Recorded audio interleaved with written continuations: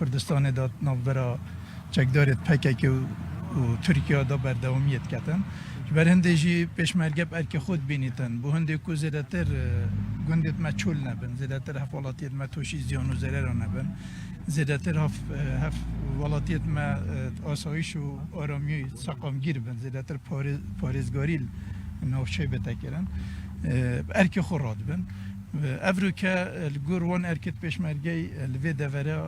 کود بجنه سر آمدی آن متینی چارچوبه وی ارکی کو پیشمرگی انجام دن به هنده کود نوچه پاریزن و خلکی پاریزن جه داخل کتنا بوسه که چک دارد پککی و پککی چکی خوب همی جوره چکی خوب هرش کرده سر پیشمرگی و چکی روکت و بیکیسی و آربیجی و قناص و او کارینان جه داخل که ما زیانت پیشمرگی هبون پنج شهید و پنج شش برینداره که نوا به هرشه دا چه بون و او جهت که پیشمرگی ویان لیجه گیر بن سرکفتیانه ارک خود جبه جه کر و الانجام وی شری هندک چکدارت پککی جهت هاتی نکشتن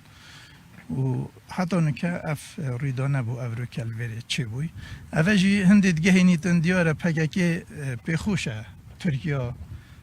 سربازگه و قرقولت خول نافچه استراتژی حرم کردستان زده کرد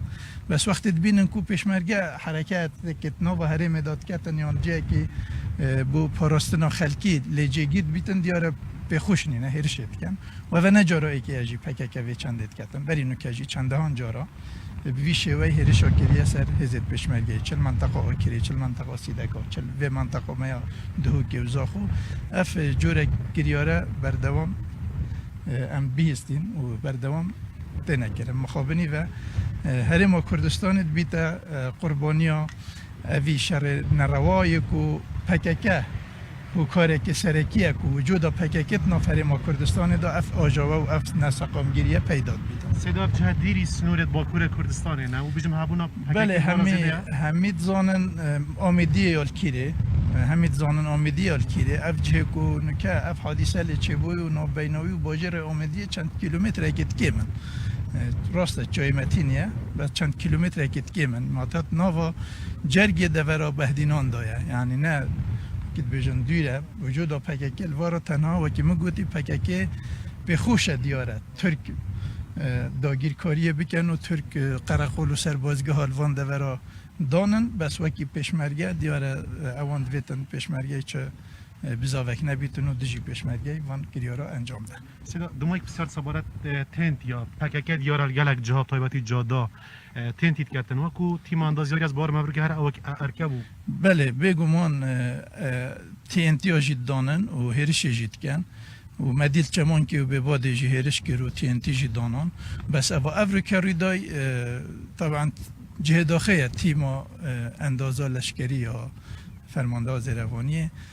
کفته بر وهرشه و هجوم کرد مسافه که ندیر یعنی چند صد متر که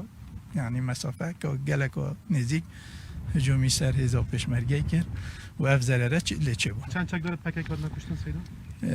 گورای مهاجه دو جنازه توایت ماین میدان شری پشتی شری تقریبا فتر ساعت و نیواجی و کشای دو چک داره تو ترمت وایت ماین میدان شری و هندک شینوار و کلو پلت واجب جمعی او دیجن تنه ما او چک دنگی کار اینا بو ویزن پیشمرگی نده باشه بو چی میرو پروپاگاندا دشمنو کی کو ببت مترسیه چکت دشمنیاتی ما بگد آخ نوا بلاف کردن چه واده چک